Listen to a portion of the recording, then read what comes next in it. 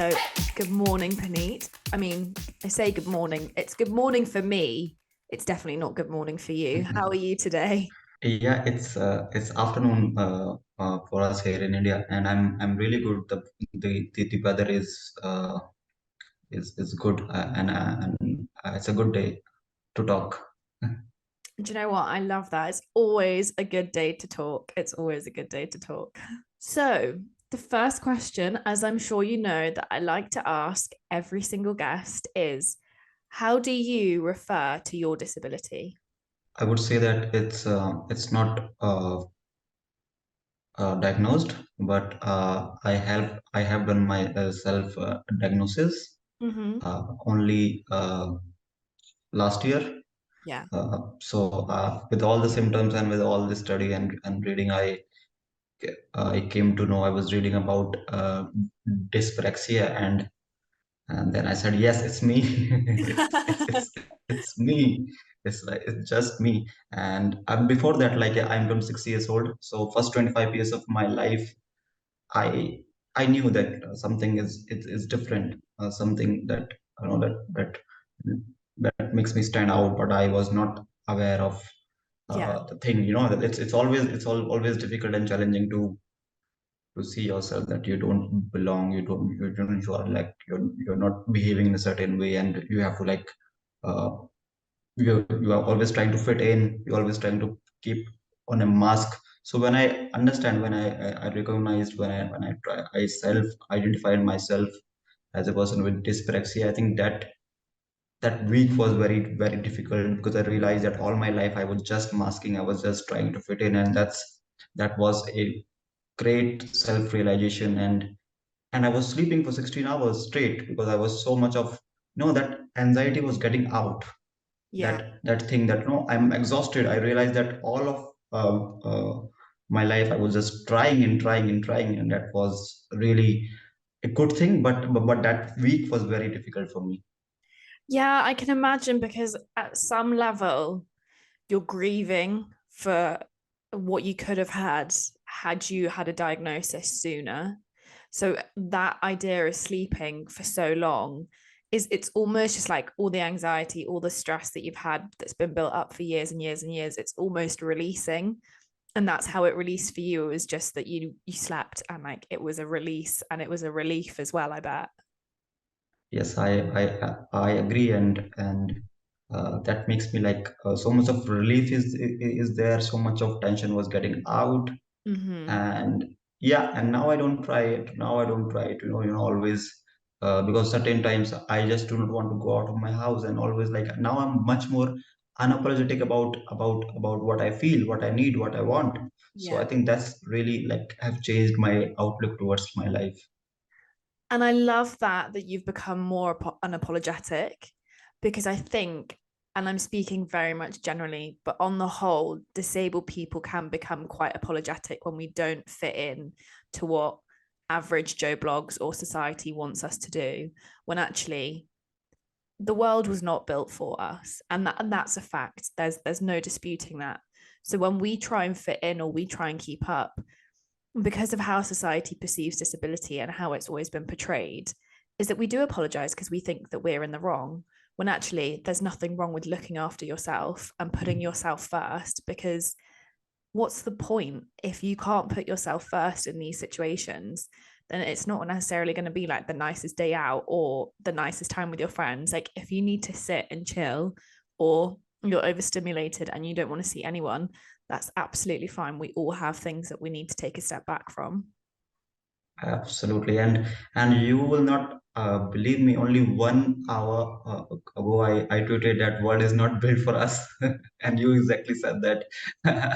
So yeah, that's nice, and also like that guilt that build up, that piled up, and that when we talk about years of emotions that is like collected in our subconscious mind, and then when it explode really hard. So I think it's really important to find something to express ourselves Yeah. also, like because there is no way to like express. We always have to like trying, and that's training. That's like, sucking our energy out, and that's not, I will say, uh, we should live our life, and that's a big thing. That's a, like, I took 25 years, and I would say that there was no support, and there is no uh, resource for me to actually get in. But I'm happy that, I get to know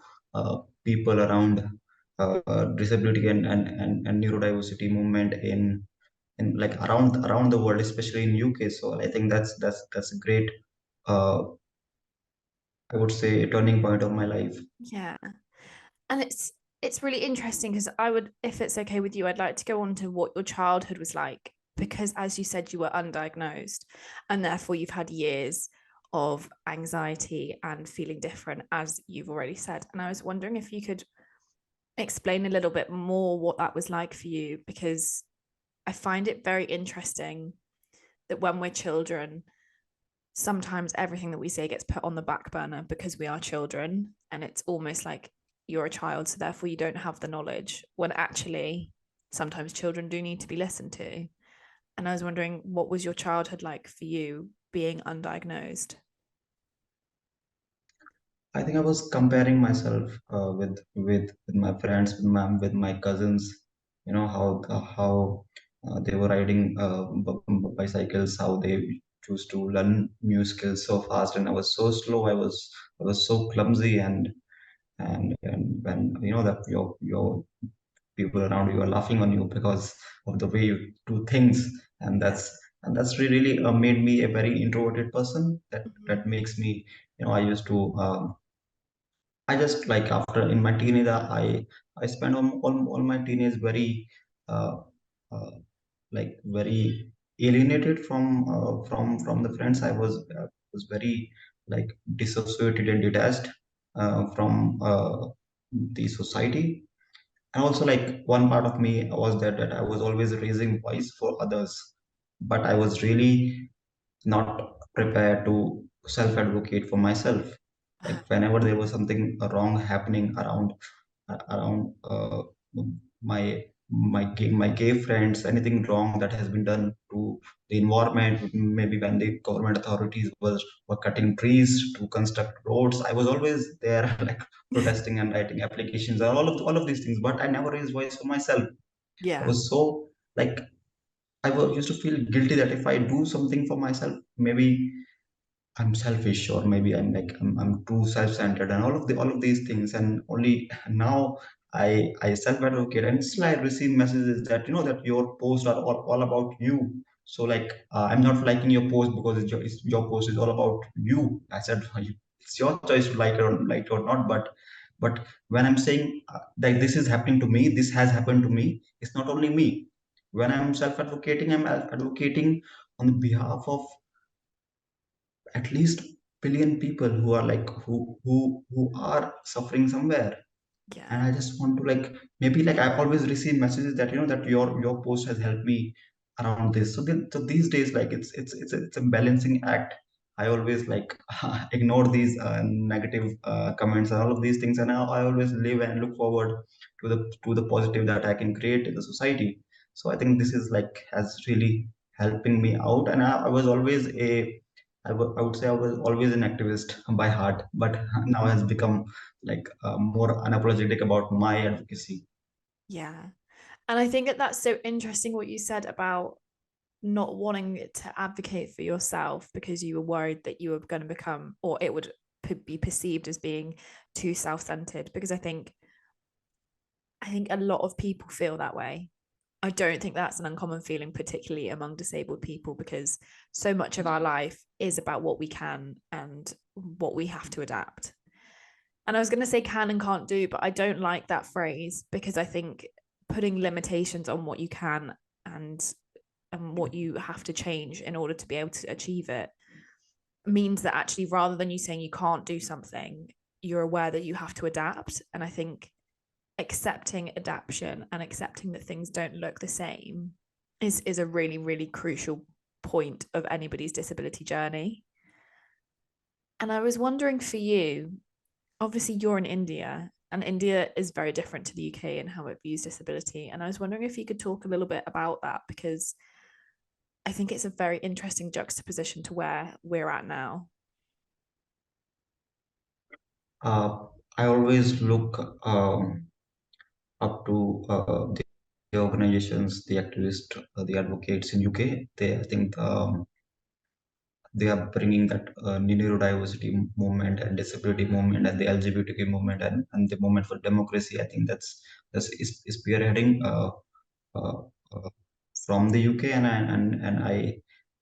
I'm like I take that inspiration, I copy that, and I bring it to India, because uh, the more that I just love this country. I have so much of love and admiration for this country, but I think we are far behind in this thing, because it was like it's still like it's lacking. It's still that we have internalized ableism in within the disability community, and I seriously do not want to uh, criticize. I'm very I'm very empathetic about whatever is happening in the society, because it's years of suppression, it's years of discrimination and bias, and we have a lot to learn about this, and we have to learn from our mistakes. I think when we compare UK and India, we have an interconnected history, and UK has learned from history, from its mistake of colonial history and all of these things. So why should we, like, it's all about uh, admitting to the mistakes, accepting that, and moving on and improving, because there's always a scope for improvement. So I think new generation has been really, I would say, they are challenging the status quo, Yeah. and they are trying to create a mix of what ancient India stands for, and what modern thoughts we should have. So we are trying to, this generation is trying to get best of both the worlds, Yeah. and a lot of organizations, a lot of activists are there and bringing in fresh and new ideas Yeah. using technology. The idea is going great in bringing in assistive technology and all of these things for better accessibility. So I think future is bright.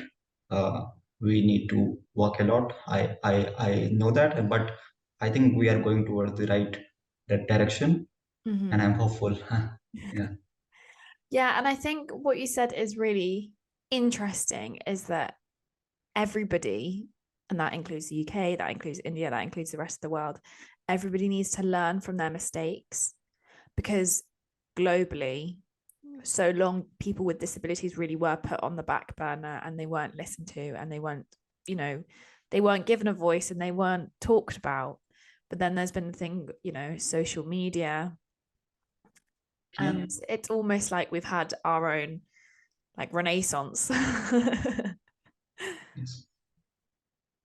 I absolutely agree. I think internet and like social media has changed my life. Otherwise, there were no resources to look up to, and I would have kept believing that, that something, like, if everyone is saying the same thing, I would believe that, right? Yeah. So it's that change of narrative, that change of discourse, to bring in that conversation around being critical about what's being said about that medical model of disability, how we are looked as a burden, not an asset to the society. And now we are trying to bring that social model that we can be an asset if we are given the opportunity to put forward our perspective. I think we can do a lot, and that's a revelation. That's a whole mindset shift I'm trying to bring in through my organizations. What's my by my work in the Yeah. society. And I can't wait to talk about this, actually, because I always like to talk about people's careers and the career path that they've chosen. Because, contrary to popular belief, not every single disabled person wants to talk about disability all day, every day.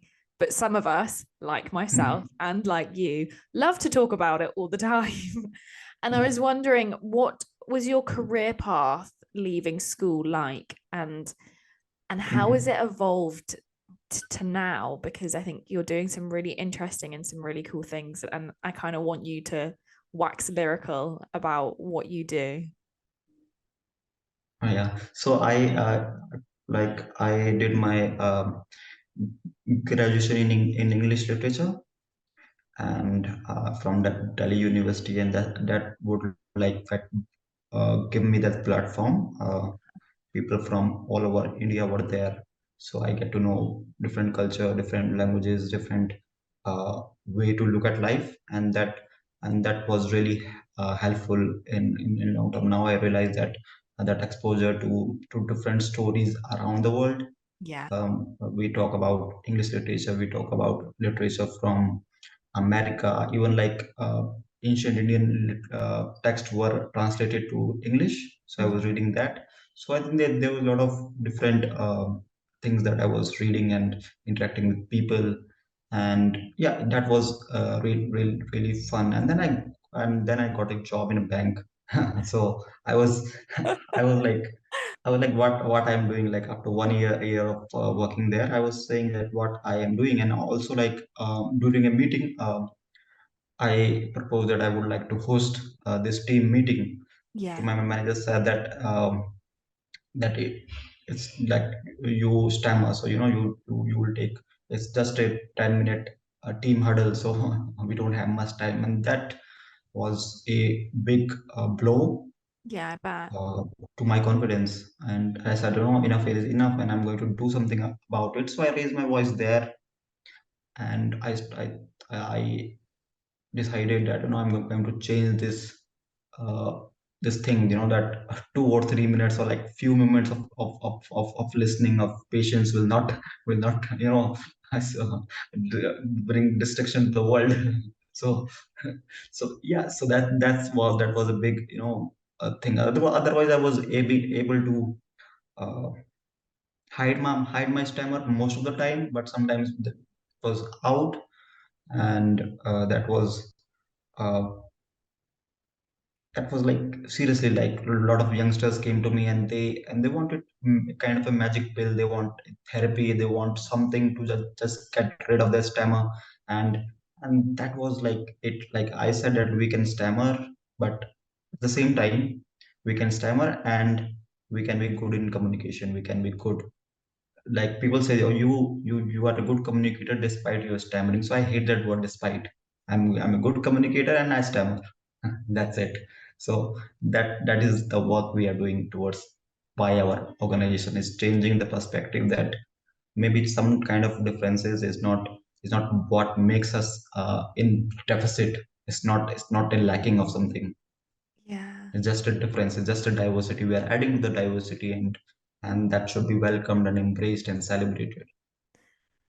I think it's absolutely heartbreaking what you said about people wanting a magic pill to take away a stammer, or to like rectify what they perceive as being wrong.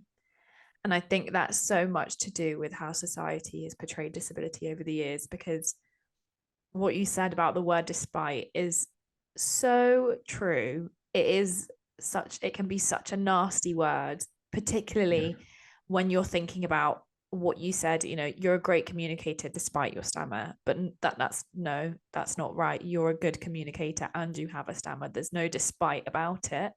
Mm. And I love the fact that your organization is giving voice, and that wasn't meant to be like a pun, but giving voice to people who actually deserve to have it, because I think a lot of people would be too afraid to speak, or almost afraid to be like, actually, I do have a stammer and I'm a good communicator, because the two for so long did not go hand in hand. And you're right, it is different, it's a diversity thing, and it's also about adaptation, which is what everything comes down to. Being a disabled person, your whole life is about adaptation. So you either get on board with the adaptation train or it's leaving without you. There's no two ways about it. Yeah. For you, is there a piece of advice that you would like to give someone with the same disability as you, or, and kind of both, maybe, a younger version of you? I think I would again emphasize on uh, just try to just try to be comfortable with with yourself. I think Mm-hmm. that's really important, because I think that would be really really difficult, like easier said than done. But uh, Mm-hmm. when when we love ourselves, when we care about ourselves, I think that becomes much more easier. And uh, maybe try to find your people. Maybe try to find it into a group where you talk about your challenges. And it's really important to find a place where you feel safe and secure. Only then we can have fun and enjoyment. So I think at times, before, like, we go out in the world and we do explore, we do adventure, all of these things, but at some point of time we need that comfort zone. So don't always believe in that narrative that growth happens outside of your comfort zone. No, at times you have to go back uh, uh, to your cushion, to your bedroom, to your dark bedroom, and just sleep, and just having fun with your friends. So I think there is nothing wrong in asking for safety, asking for security, and that takes a lot of trust building, a lot of relationship building, and just try to find your kind of people that you can trust and that you can share your stuff with. Yeah, I love that because it's so against the grain of what we're constantly told. We're constantly told that growth happens outside your comfort zone. And actually, you are right. Sometimes you do need to almost retreat back to your safety zone because you need that comfort and you need that safety. And there's a lot to be said for disability and safety because I think 9 times out of 10, not all disabled people feel 100% safe. And I think being able to have that community of people where you do feel safe, or having that particular place or people or whatever it is where you do feel safe is vital. Really, it's a really important part of growing as well, because when you feel safe you can grow too. It's not always about like running into the lion's den, as it were. absolutely. Yes, yes, yes. I'm really interested though, what was it that made you start looking for diagnosis, particularly around dyspraxia? Because it's quite an interesting diagnosis to receive, or self-diagnosis to give. What made you have a look at that type of diagnosis? Thanks for asking that. I think that's I would like to share that, and I missed that. So thanks for asking that. That's really important, because you know last year I went to a professional. He's experienced, and I think he's one of the best in Delhi. Mm-hmm. And well, like when I was talking about my work, all of these things, he said that you're doing so great in your life. Like, why do you want to get diagnosis? Yeah. So I think that was really dismissive. Like I would say that, yes, I'm doing great in life. I will do more great things in life, but I deserve to get my diagnosis, right? I have the right to know myself in a better way, Yeah. right? It's nothing like diagnosis is not like I'm saying that I'm less than anything, but I just wanted to know what my condition is called, and that's a very objective thing. It's nothing underlying to it. There's nothing negative about diagnosis, and that breaks my heart. Like when people are so patronizing and dismissive Mm-hmm. about just getting a diagnosis, and that comes from a professional person. So I think that's really we need to think about.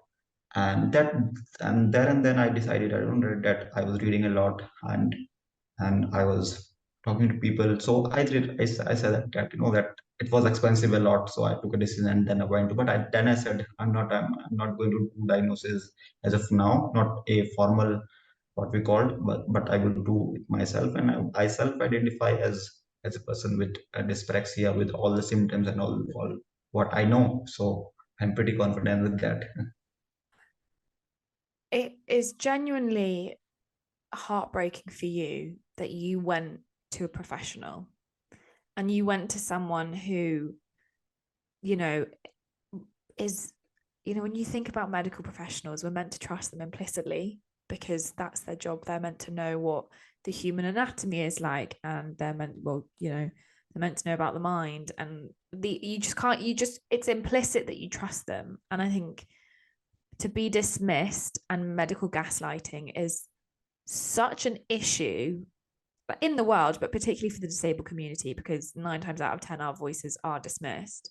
But to have that, to be told that just because you're doing well, as as society perceives you, why would you want a diagnosis, is absolutely, it's soul destroying. Because like you said, it's not about having a diagnosis so that you can fall back on it. It's actually more so that you can know about yourself and also how you work, and things that might really help you, and tips and tricks, and maybe this would work for me, and maybe that will make me feel a certain way. And to have that dismissed and taken away from you is just is it actually really makes my heart hurt. Like, I'm sat here hearing this, and Yes, I'm yes. devastated for you that you had to have that experience, because I don't think anybody should have to go through that.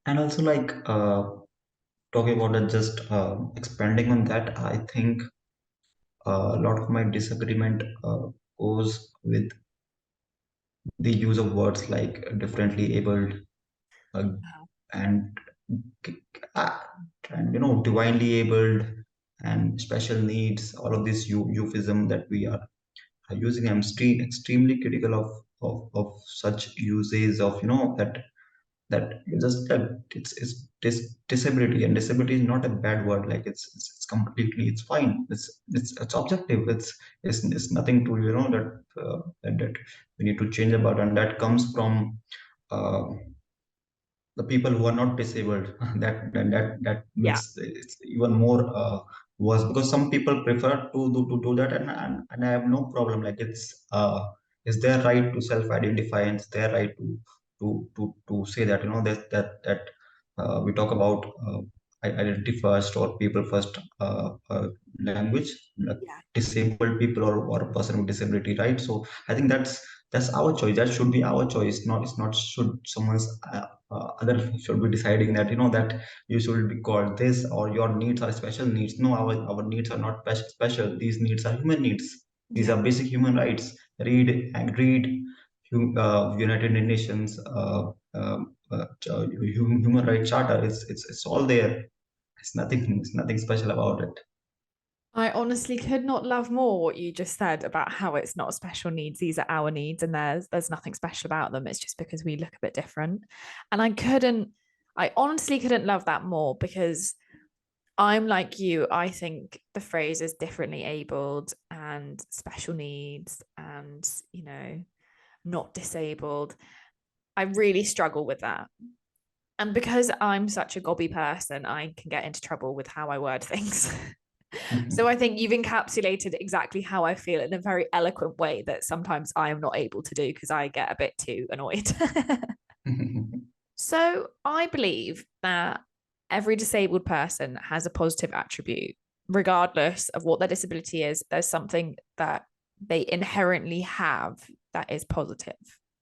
And I was wondering, particularly through hardship or any hard time, those attributes tend to come out. And I was wondering if you were able to recognize a positive attribute within yourself. I think that would be my consistency. I think I'm very consistent in whatever I do. Yes, I have my uh, off days. I have my certain, like, there can be weeks on which, like, I'm not uh, in that want to work or to do something. But most of the time, I would say that I believe in keep walking, and just you will reach somewhere. It's Yeah. not the place that you have wished for, but you will reach somewhere for sure. Yeah, and I like that. Like, consistency is so underrated. It really is. And sometimes it's not Yeah, always easy to be super consistent, particularly around disability, because, you can get unwell or things can crop up. But actually being consistent is so key. Yeah, I think we overestimate the the effect of intensity, and we underestimate consistency. We try to not get in that energy and passion and all of these things, and that's required. That's, of course, that's required. But I think we are uh, glorifying intensity a lot. I think that's we can be like calm and composed, and just doing our work in a very professional way, because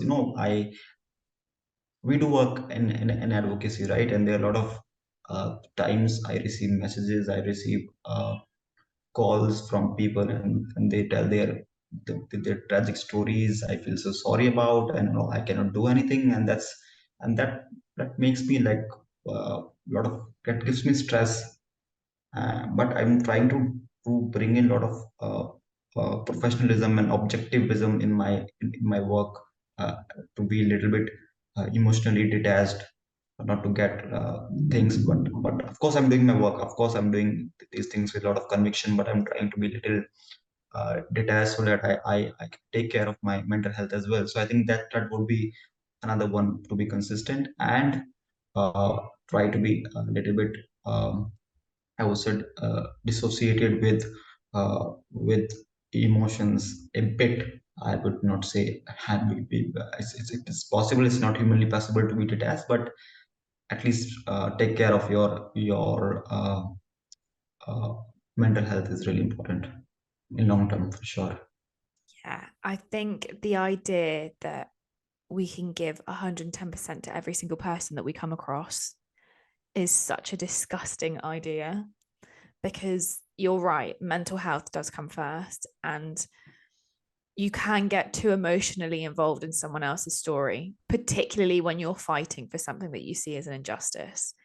And I don't know anybody who hasn't got too involved. And by that I mean that you really, you care about that person and that situation, and that's human nature, right? When you're a caring person and you want to fight and you want to help, that's naturally how you do it. But you're right, there needs to be some level of removal, because you can't be completely involved in everybody's story that you're fighting for. It leads to burnout, and it's physically impossible, and also, like, emotionally it hurts. It doesn't mean that you don't care, it just means that you're protecting yourself a bit, and you're bang on. Mental health is absolutely key, and to be in this world that isn't built for us, and I'm talking about disabled people as a whole, and then also fighting, and then also caring so much more about someone else or someone else's problems. It's a recipe for disaster. It's a recipe for you to not be in a good place and not be able to fight 100%. So if you do have to detach yourself and remain a little bit removed, that's probably the best way forward. Awesome, you have said it so beautifully. Yeah, I agree with that. I love how it's like 8:30 in the morning and I've said something really eloquent like that. It's my day done. Okay, I have to go So, back to sleep now. yeah, I've got a couple of hours until that, unfortunately. Yeah, I have done my work for the day. I've said this thing so beautifully. Now I'm done. Yeah, exactly. Like, I've done my job. Well done, me. I like to ask everybody about weird questions that they receive from people. And that could be, usually, I wouldn't say family and friends, because I say family and friends are pretty good at not asking bizarre questions, but it tends to be the general public that will ask you a question about your disability where you're either taken aback, you laugh, or you think, oh no, not this again. So, what are some bizarre questions that you've had surrounding your disability? I think when people say that do you have a do you have a disability? So like, just like people looking at my work, they say I'm just doing it for the sake of it, but I'm not a disabled person. So I Wow. think that's what really like. So they disassociate confidence and and success with disability. Like, I'm successful, maybe I'm doing good in life, that and then must be I'm not a person with disability. That's really really, like, I would say that no, like, we can be successful, we can be confident we can do great things in life with Mhm. our disability, and that's nothing to be wrong about. And the second thing that I really uh, hate is that uh, people give marks, people give grades to your stammering, that Yeah. you don't stammer much, you don't. So I will not say that we should give that quantity to stammering, right? That I used to stammer so badly, or like so like giving like a 10 out of 9 to my stammering, or like, oh, you don't stammer, like it's just like. And some people always behave in such a dismissive way that when I'm under nervous, I'm stammering. So I think that thing is something different, because maybe I will not stammer, but I'm a person with stammering. I'm a stammerer, Yeah. and that would not take me away from anything. I don't need to prove by my blogs and by like by doing anything, right? I don't need to prove anything. But I think that's that goes without saying, that if someone is saying that I have something, Hmm. we should and must trust in that person, and not say that you're just trying to uh, say that to get some benefit. No Yeah. one will do that, no one will do that, and that's bad. That's seriously, that's really dismissive. Yeah.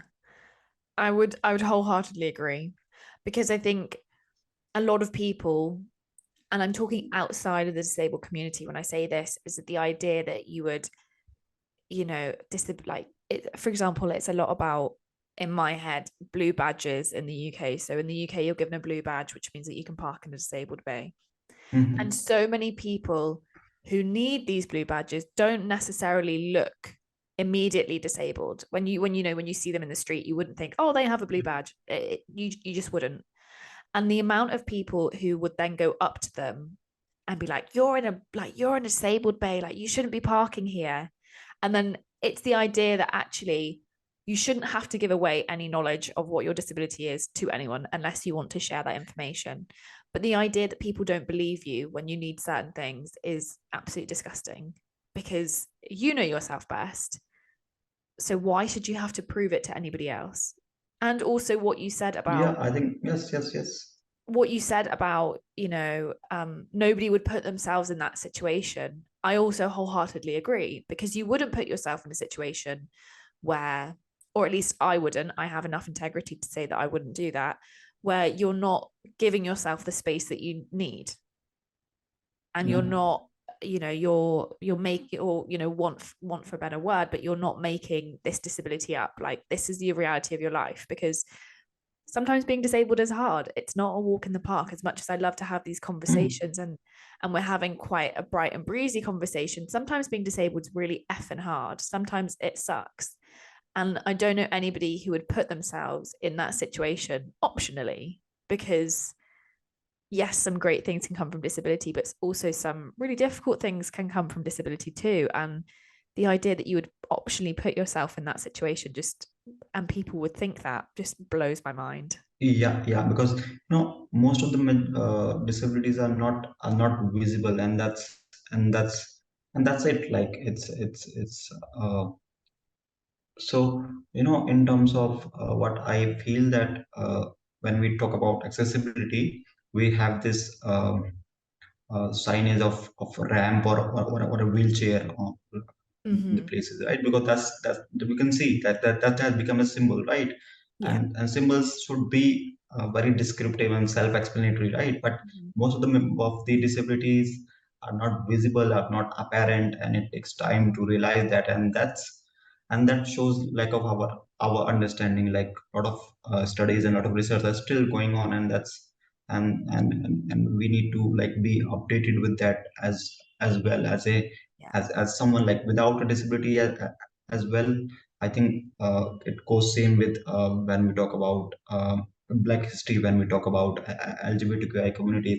It's all coming out in a very beautiful way, and we should be aware of all such things, what we call microaggression, or what we call uh, just uh, gaslighting in a way that we cannot say certain things, but it's there, right? We can feel that heat in the air. So I think that's really, really important, that politeness and being nice is not equivalent to being non-ableist or non-racist or non-homophobic. It's, you can be nice and polite, but still you can be homophobic or you can be an ableist. Yeah, it's so true. It doesn't always go hand in hand. Yes. I have got one final question for you, and it's my favorite question of the entire podcast, and everybody knows what it's going to be. And that is, Puneet, are you disabled and proud? Absolutely, yes. I cannot be more proud, prouder than that, and that makes a lot of people really uncomfortable, and I like that. I love that. I love that you said that that can make people really uncomfortable, because I think that is absolutely correct. The idea that you can be disabled and proud of your disability, or the idea that you have some real pride in being disabled, it can be so uncomfortable and so jarring for people, because for so long disability was put on the back burner, because disability can be viewed as this other thing or something that's not widely accepted. And the fact that, I'm also like you, I revel in making people somewhat discomfortable sometimes, because I like to challenge the status Mhm. quo. I think it's absolutely wonderful that that's something that you love as well. Awesome. Yes, yes. 110% yes. I'm disabled and proud, and it's a very refreshing and radical idea. I love that. Yeah. Well, thank you so much for coming on today. I've really loved this conversation, and there's been some real nuggets here that have given me a lot of food for thought. And I just can't thank you enough for being on the podcast. Thanks to you, Brooke. It was a really good conversation. It really made me think. It really made me reflect back on certain things which I really like, uh, appreciate. And thanks for having me again. Have a really good day. And you. Oh, it's been so great.